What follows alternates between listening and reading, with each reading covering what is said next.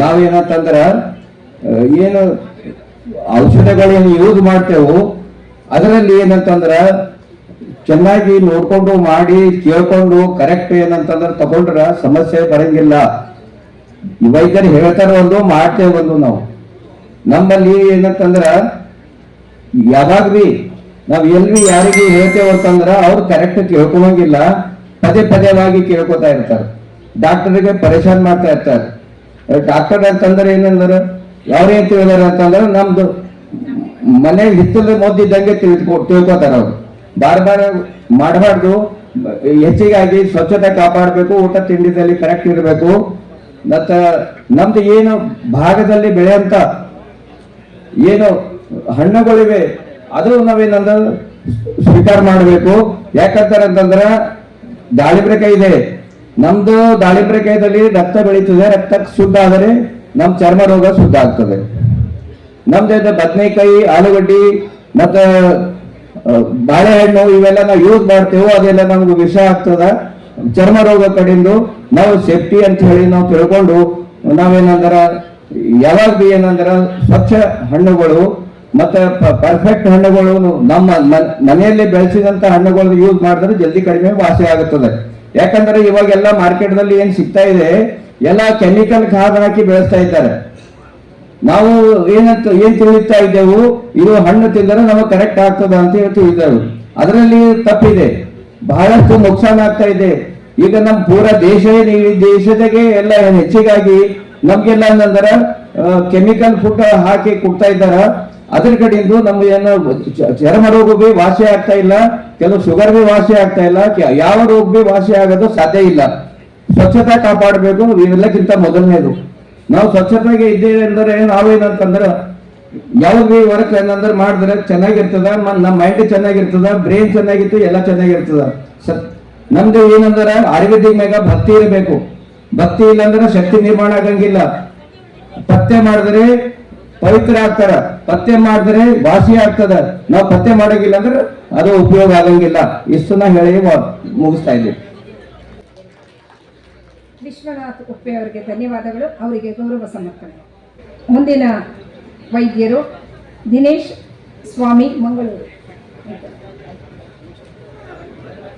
ವೈದ್ಯ ಕೃಷ್ಣಪ್ಪ ಬೆಂಗಳೂರು ಗ್ರಾಮಾಂತರ ಜಿಲ್ಲೆ,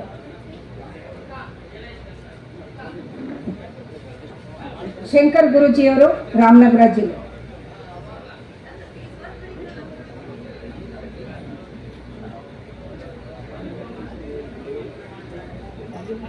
ಮೂರು ನಿಮಿಷದಲ್ಲಿ ನನ್ನ ಮಾತನ್ನು ಮುಗಿಸ್ತೀನಿ. ವೇದಿಕೆಯ ಮುಂಭಾಗದಲ್ಲಿರುವಂತಹ ನಿಮ್ಮೆಲ್ಲರಿಗೂ ಶ್ರೀ ವನಸಿರಿ ಶರಣಾಶ್ರಮ ಸಂಸ್ಥಾನದ ಪರವಾಗಿ, ನನ್ನೆಲ್ಲ ಭಕ್ತರ ಪರವಾಗಿ ನಿಮಗೆ ಶರಣಾರ್ಥಿಗಳು. ವೇದಿಕೆಯ ಮೇಲೆ, ವ್ಯಾಸಪೀಠದ ಮೇಲೆ ವಿರಾಜಮಾನರಾಗಿರ್ತಕ್ಕಂಥ ಪರಮ ಪೂಜ್ಯರ ಪಾದಾರವಿಂದಗಳಿಗೆ ಸಂಸ್ಥಾನದ ಪರವಾಗಿ ಶರಣಾರ್ಥಿಗಳು. ವೇದಿಕೆಯ ಮೇಲೆ ಆಸೀನರಾಗಿರ್ತಕ್ಕಂಥ ಗಣ್ಯಮಾನ್ಯರಿಗೆಲ್ಲರಿಗೂ ನನ್ನೆಲ್ಲ ಭಕ್ತರ ಪರವಾಗಿ ಶರಣಾರ್ಥಿಗಳು. ಇಸುಬನ್ನ ವಾಸಿ ಮಾಡುವಂತಹ ವಿಧಾನವನ್ನ ಸಾಕಷ್ಟು ಮಹನೀಯ ವೈದ್ಯರೆಲ್ಲರೂ ತಿಳಿಸಿಕೊಟ್ಟಿದ್ದಾರೆ. ಇಸುಬನ್ನ ಹೋಗಲಾಡಿಸುವುದು ಮತ್ತು ಇಸುಬು ಹೇಗೆ ಬರ್ತದೆ ಎನ್ನುವಂತಹ ವಿಚಾರವನ್ನ ಮೊದಲು ತಿಳ್ಕೊಳ್ಬೇಕಾಗ್ತದೆ. ಇಸುಬನ್ನ ಶುಚಿತ್ವವಿಲ್ಲದಿದ್ದರೂ ಕೂಡ ಇಸುಬು ಬರ್ತದೆ. ಇಸುಬು ಗಜಕರ್ಣ, ತುರಿಕೆಯಾಗುವುದು, ಕೆರೆತ ಉಂಟಾಗುವುದು, ದೇಹದ ಬಹುಮುಖ್ಯ ಅಂಗಾಂಗಗಳಲ್ಲೂ ಸಹಿತ ಕಾಣಿಸಿಕೊಳ್ಳುವುದು, ಪಾದದಿಂದ ಮೊಣಕಾಲಿನವರೆಗೆ ಕಪ್ಪು ಕಪ್ಪಾದ ಹಚ್ಚೆಯ ರೂಪದಲ್ಲಿ ಕಾಣಿಸುವಂಥದ್ದು. ಇಂತಹ ಚರ್ಮ ರೋಗವನ್ನ ಗುಣಪಡಿಸುವಂತಹ ವಿಚಾರ ಎಲ್ಲಿಯೂ ಗುಣ ಆಗೋದಿಲ್ಲ. ಎಷ್ಟು ಪ್ರಯತ್ನ ಪಟ್ಟರೂ ಸಹಿತ ಗುಣ ಆಗೋದಿಲ್ಲ. ಇಂಗ್ಲಿಷ್ ಔಷಧಿಗಳನ್ನ, ಅಲೋಪತಿ ಮೆಡಿಸಿನ್ಸ್ಗಳನ್ನ ಸಾಕಷ್ಟು ಮುಲಾಮುಗಳನ್ನ ಬೆಳೆಸಿದ್ರು ಕೂಡ ಗುಣ ಆಗೋದಿಲ್ಲ ಅನ್ನುವಂಥ ವಿಚಾರವನ್ನ ಮನಗಂಡಂತ ಸಾಕಷ್ಟು ರೋಗಿಗಳು ನಮ್ಮ ಸಂಸ್ಥಾನಕ್ಕೆ ಬರ್ತಾರೆ. ಅಂಥವರಿಗೂ ಕೂಡ ಗುಣಪಡಿಸುವ ನಿಟ್ಟಿನಲ್ಲಿ ನಾವು ಮಾಡಿಕೊಂಡು ಬಂದಂತ ಸರಿಸುಮಾರು 280 ವರ್ಷಗಳ ಹಳೆಯ ಒಂದು ಪುಟ್ಟ ಗ್ರಂಥ. ಆ ಗ್ರಂಥದ ಆಧಾರದ ಮೇಲೆ ನಾವು ಔಷಧಿ ಉಪಚಾರಗಳನ್ನ ಮಾಡ್ತಾ ಬಂದಿದ್ದೀವಿ. ಅದರಲ್ಲಿ ಏನು ದಾಖಲೆಗಳಿದೆ ಅದನ್ನ ನಾವು ಸರಿಸುಮಾರು ಸಾವಿರಾರು ರೋಗಿಗಳಿಗೆ ಅದನ್ನ ಪ್ರಯತ್ನಪೂರ್ವಕವಾಗಿ ಅವರಿಗೆ ಔಷಧಿ ಉಪಚಾರವನ್ನ ಮಾಡಿ ಅದರಲ್ಲಿ ಗೆಲುವನ್ನ ಕಂಡಿದ್ದೇವೆ. ಎಳನೀರಿನಿಂದ ಮೊದಲು ಗಾಯವನ್ನ ತೊಳೆಯುವುದು, ಎಳೆನೀರಿನಿಂದ ಮೊದಲು ಗಾಯವನ್ನು ತೊಳೆಯುವುದು.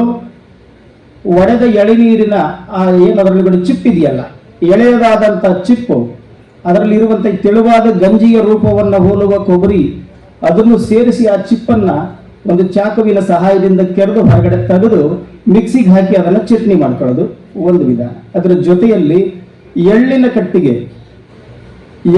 ಕಟ್ಟಿಗೆಯನ್ನ ಒಂದು ಗೇಣು ಉದ್ದದ 5 ಕಟ್ಟಿಗೆಗಳನ್ನು ತೆಗೆದುಕೊಂಡು ಸುಟ್ಟು ಅದರ ಕರಕನ್ನು ಅದಕ್ಕೆ ಬೆರೆಸುವುದು. ಸುಮಾರು ಒಂದು ಒಳ ಹಿಡಿಯಷ್ಟು ಬೇವಿನ ಸೊಪ್ಪನ್ನ ಅರೆದು ಆ ಮಿಶ್ರಣ ಮಾಡಿದ ಚೂರ್ಣಕ್ಕೆ ಅದನ್ನು ಬೆರೆಸುವುದು. 100 ಗ್ರಾಂ ಶುದ್ಧವಾದ ಎಳ್ಳು ಎಣ್ಣೆಯನ್ನ ಅದಕ್ಕೆ ಬೆರೆಸಿ ಕಪ್ಪೆಲ್ಲ ಆರಿ ಬಾಂಡಲಿಯಿಂದ ಹೊಗೆ ಬರುವ ಹಾಗೆ ಚೆನ್ನಾಗಿ ಉರಿಯನ್ನ ಕಡಿಮೆ ಇಟ್ಟು ಅದನ್ನು ಕುದಿಸುವುದು. ಕುದ್ದು ಬಾಂಡಲಿಯ ತುಂಬ ಹೊಗೆ ಕಂಡಾಗ ಒಲೆಯನ್ನ ಆರಿಸಿದ ನಂತರ ಒಣಗಿದ ಒಂದು ಮುಚ್ಚಳವನ್ನ ಅದರ ಮೇಲೆ ಮುಚ್ಚುವುದು. ಎಣ್ಣೆ ಆರಿದ ನಂತರ 3 ದಿನಗಳ ಕಾಲ ಹಾಗೆ ಬಿಡುವುದು. ಬಿಟ್ಟ ನಂತರ 3 ದಿನದ ನಂತರ ತಿಳುವಾದ ತೇಲಿ ಬಂದಂತ ಎಣ್ಣೆಯನ್ನು ಗಾಜಿನ ಡಬ್ಬಿಗೆ ಬಗ್ಗಿಸಿಟ್ಟುಕೊಂಡು ಗಾಯವಾದ ಜಾಗಕ್ಕೆ ಮತ್ತೂ ಕೂಡ ಎಳೆನೀರಿನಿಂದಲೇ ಅದನ್ನು ತೊಳೆಯಬೇಕು. ಎಳೆನೀರಿಗೆ ಸ್ವಲ್ಪ ನಿಂಬೆ ಹಣ್ಣನ್ನು ಬೆರೆಸಬೇಕು. 1 ಲೋಟ ಎಳೆನೀರಿಗೆ 1 ಹೋಳು ನಿಂಬೆಯನ್ನು ಬೆರೆಸಿ ಚೆನ್ನಾಗಿ ತೊಳೆದು ಒಣಗಿದ ನಂತರ ಈ ಮಿಶ್ರಣದ ಆ ಎಣ್ಣೆಯನ್ನ ಬಳಸುವುದರ ಮುಖಾಂತರ ವಾಸಿಯಾಗದಿರುವಂತಹ ವಾದ ಹುಣ್ಣುಗಳು ಕೂಡ ಗುಣವಾಗುವುದಲ್ಲದೆ ಇತ್ತು ಅನ್ನುವ ಚುಕ್ಕೆ ಮಾರ್ಗಗಳು ಸಹ ಇರೋದಿಲ್ಲ ಅನ್ನುವಂತಹ ಮಾತನ್ನ ಅತ್ಯಂತ ಹೆಮ್ಮೆಯಿಂದ ಹೇಳ್ತೀನಿ. ಸುಮಾರು 1000 ಜನ ಇದನ್ನ ಬಳಸಿದ್ದಾರೆ, ಗೆಲುವನ್ನು ಕಂಡಿದ್ದಾರೆ. ತಾವುಗಳು ಕೂಡ ಬರುವಂತಹ ರೋಗಿಗಳಿಗೆ ಇದರ ವಿಚಾರಗಳನ್ನ ಮುಟ್ಟಿಸಿ ಎಲ್ಲರಿಗೂ ಅನುಕೂಲ ಆಗಲಿ ಅನ್ನುವಂಥ ಮಾತನ್ನು ಹೇಳ್ತಾ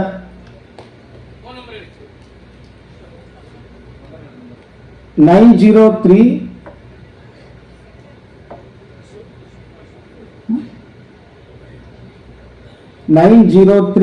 654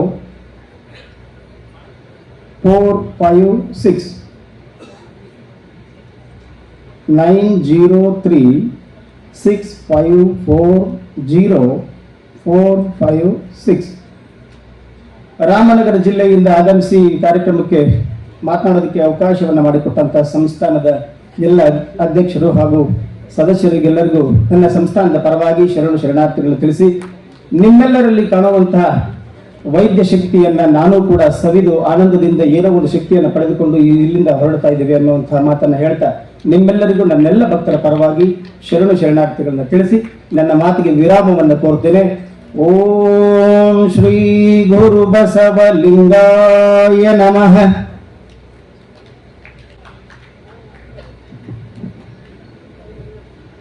ಕ್ಷಮೆ ಇರಲಿ, ನಮಗೆ ವೈದ್ಯರಿಗೆಲ್ಲರಿಗೂ ಕೂಡ ವಸತಿ ಮತ್ತೆ ಉಪಹಾರ ಮತ್ತೆ ಬಸ್ಸಿನ ವ್ಯವಸ್ಥೆ ಕೊಟ್ಟಂತಹ ಶಾಯಿನಿ ಸಂಸ್ಥೆಯವರು ಶೇಖ್ ಫೈಜಾನ್ ಅವರು ಬಂದಿದ್ದಾರೆ. ನಮ್ಮ ಪರಿಷತ್ತಿನ ಶಾಲೆಯನ್ನ ಒದಿಸುವ ಮೂಲಕ ಅವರಿಗೆ ಒಂದು ಗೌರವ ಸಮರ್ಪಣೆಯನ್ನು ಒಂದು ನಿಮಿಷ ಗೋಷ್ಠಿ ನಡೆಸಿದವರಿಗೆ ಈಗ ಮಾಡ್ತಾ ಇದ್ದಾರೆ, ನಂತರ ಅದನ್ನ ಮಾಡ್ತಾರೆ.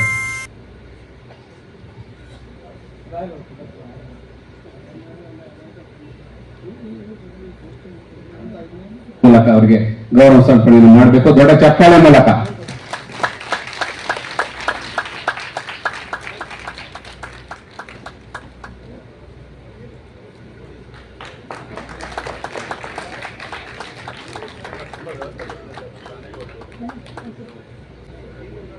ಮುಂದಿನ ವೈದ್ಯರು ವೆಂಕಟೇಶ್ ಮೂರ್ತಿ, ಕೋಲಾರ ಜಿಲ್ಲೆ.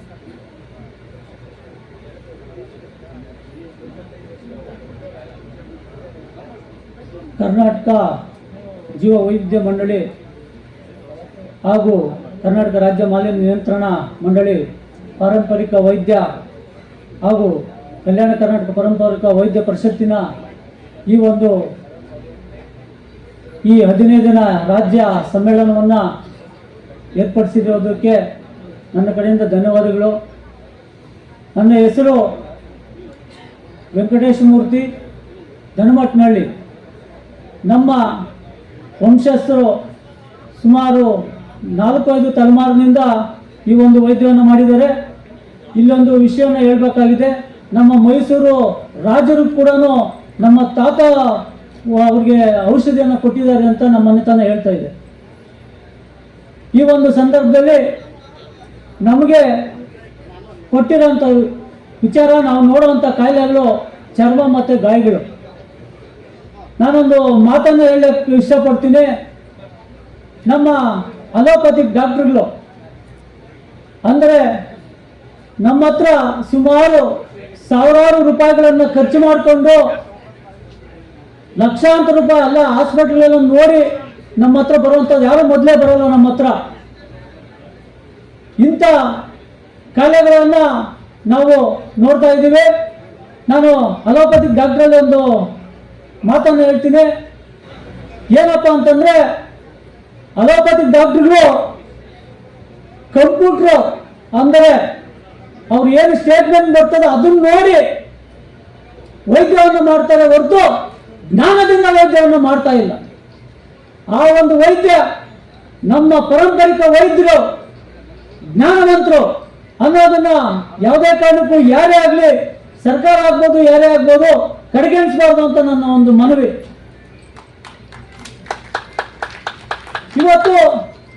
ಇವತ್ತು ನಮಗೆ ಬರುವಂತ ಚರ್ಮ ಕಾಯಿಲೆಗಳು ಈಶ್ವರಿ ಗಜಕರ್ಣ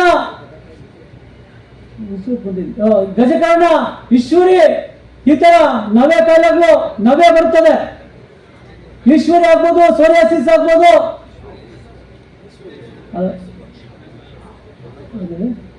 ಈ ತರ ಕಾಯಿಲೆಗಳು ನಮ್ಗೆ ಚರ್ಮ ರೋಗಗಳು ಬರ್ತವೆ.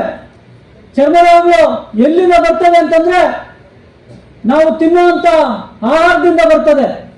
ಇವತ್ತು ಏನಾಗಿದೆ ಅಂತಂದ್ರೆ ಎಣ್ಣೆ ಮತ್ತೆ ಸಕ್ಕರೆ, ಉಪ್ಪು ಇವೆಲ್ಲವನ್ನು ಒಂದೊಂದು ಕಾಯಿಲೆಗಳನ್ನು ನಮ್ಮನ್ನು ಆವರಿಸ್ಕೊಳ್ತದೆ. ಯಾಕೆ ಈ ವಿಚಾರವನ್ನು ಹೇಳ್ತೀನಿ ಅಂದ್ರೆ ಒಂದು ದಿನಕ್ಕೆ ಒಬ್ಬ ಮನುಷ್ಯ 4 ಗ್ರಾಮ್ ಉಪ್ಪನ್ನು ತಿನ್ಬೇಕು, ಎಣ್ಣೆ 8 ಗ್ರಾಮ್ ತಿನ್ಬೇಕು, ಸಕ್ಕರೆ ಕಡಿಮೆ ಮಾಡಬೇಕು. ಈ ತರ ಒಂದು ಕಾಯಿಲೆಗಳು. ನಾನು ಇನ್ನೊಂದು ಮಾತು ಹೇಳ್ತೀನಿ, ನಮ್ಮ ಹೆಣ್ಮಕ್ಳಲ್ಲಾಗ್ಬೋದು ತಾಯಂದ್ರಲ್ಲಾಗ್ಬೋದು ಈ ಕಾಯಿಲೆ ನವೆ ಕಾಯಿಲೆ ಯಾಕೆ ಬರ್ತದೆ, ಚರ್ಮ ರೋಗ ಯಾಕೆ ಬರ್ತದೆ ಅಂದ್ರೆ ಮೊದಲು ಅರಿಶಿನ ಎಲ್ಲ ಉಜ್ಕೋತಾ ಇದ್ರು. ಅರಿಶಿನ ನುಂಗಿತು ಸ್ಟಿಕ್ಕರ್ ಚುಕ್ಕೆ, ಅರಿಶಿನ ನುಂಗಿತು ಪ್ಯಾರಂಡಲ್ಲಿ, ಕುಂಕುಮ ನುಂಗಿತು ಸ್ಟಿಕ್ಕರ್ ಚುಕ್ಕೆ. ಇದು ಏನಾಗ್ತದೆ, ಅರಿಶಿನ ಉಜ್ಕೊಂಡ್ರೆ ಯಾವುದೇ ಕಾಯಿಲೆ ಬರ್ತಾ ಇರ್ಲಿಲ್ಲ, ಮರವಾಗಿ ಬರ್ತಾ ಇರ್ಲಿಲ್ಲ. ಈ ಸ್ಟಿಕ್ಕರ್ ಇಟ್ಕೊಂತಾರೆ, ಅಲ್ಲಿ ನವೆ ಬರ್ತದೆ. ಆ ನವೆ ಏನಾಗ್ತದೆ ಅಂತಂದ್ರೆ 1 ದಿನ 2 ದಿನ ಅದು ನವೆ ಆಗ್ತಾ ಇರ್ತದೆ. ನಾವು ಹಂಗೆ ಕೇರ್ಲೆಸ್ ಮಾಡಿಬಿಡ್ತೀವಿ. 4-5 ವರ್ಷಗಳ ಆದ್ಮೇಲೆ ಅದು ಮೈಯೆಲ್ಲ ಬಾಡಿಯೆಲ್ಲ ಹತ್ಕೊಂಡು ಹೋಗ್ತದೆ. ಈ ತರ ನಮ್ಗೆ ಬರ್ತದೆ. ಹೆಣ್ಮಕ್ಳು ಯಾವುದೇ ಕಾರಣಕ್ಕೂ ಮುಖದಕ್ಕೆ ಮಡವೆಗಳು ಇಲ್ಲ ತಲೆ ಹೋಗ್ಬೇಕಂತಂದ್ರೆ ಪರಂಗಿ ಚಕ್ಕೆ, ಅರಿಶಿನ ಮತ್ತೆ ಲೋಳೆ ರಸ ಇದನ್ನ ಪೇಸ್ಟ್ ಮಾಡಿ ಮುಖಕ್ಕೆ ಹಚ್ಕೊಂಡು ಎಣ್ಣೀರಲ್ಲಿ ತುಳಿತಾರೆ.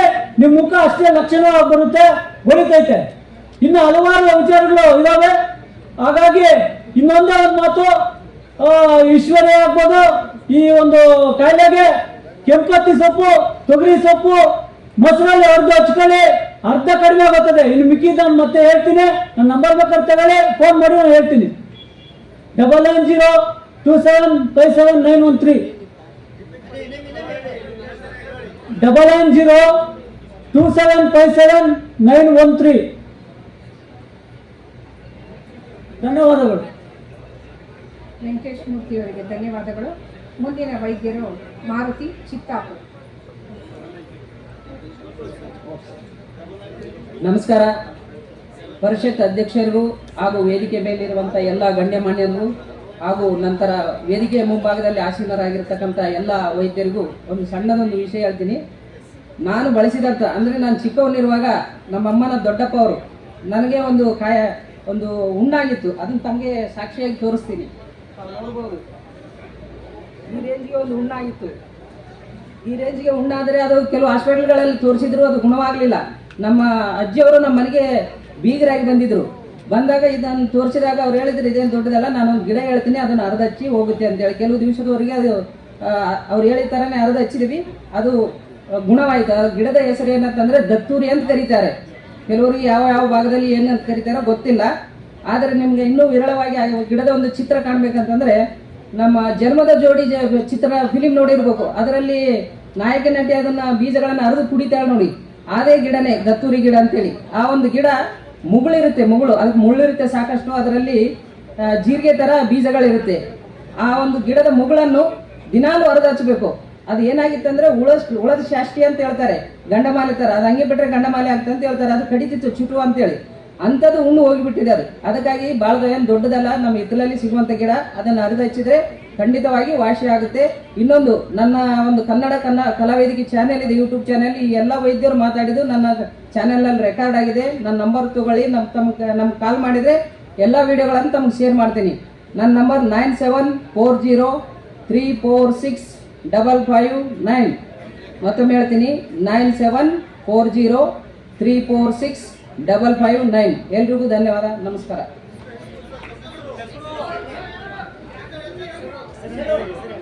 ಹೆಸರು ಮಾರುತಿ, ಚಿತ್ತಾಪುರ್, ಕಲಬುರಗಿ ಜಿಲ್ಲೆ. ದತ್ತೂರಿ ಗಿಡ.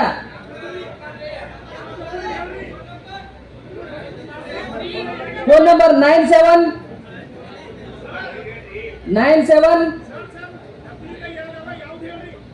ದತ್ತೂರಿ ಗಿಡ 2.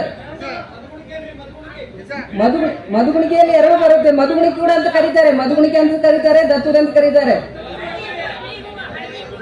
ಹಳದಿ ಹೂವು ಬರುತ್ತೆ. ಅದರಲ್ಲಿ ಸಾಸಿವೆ ಕಾಳು ತರ ಬೀಜ ಇರುತ್ತೆ, ಮುಳ್ಳು ಇರುತ್ತೆ, ಹಳದಿ ಹೂವು ಬರುತ್ತೆ, ಸಾಸಿವೆ ಕಾಳು ತರ ಬೀಜ ಬರುತ್ತೆ.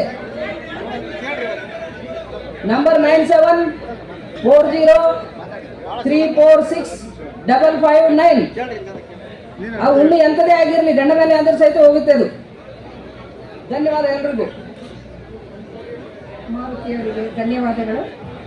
ಮುಂದೆ ಪೂಜ್ಯರಿಂದ ಆಶೀರ್ವಚನ. ಪೂಜ್ಯರಾದ ಶ್ರೀ ಶಿವಪ್ರಸಾದ ಮಹಾಸ್ವಾಮಿಗಳು, ಜಗದ್ಗುರು ಶ್ರೀ ಶಿವಶಕ್ತಿ ಪೀಠ, ಸುಕ್ಷೇತ್ರ, ಹಿರೇಕಲ್ಲು ಮಠ.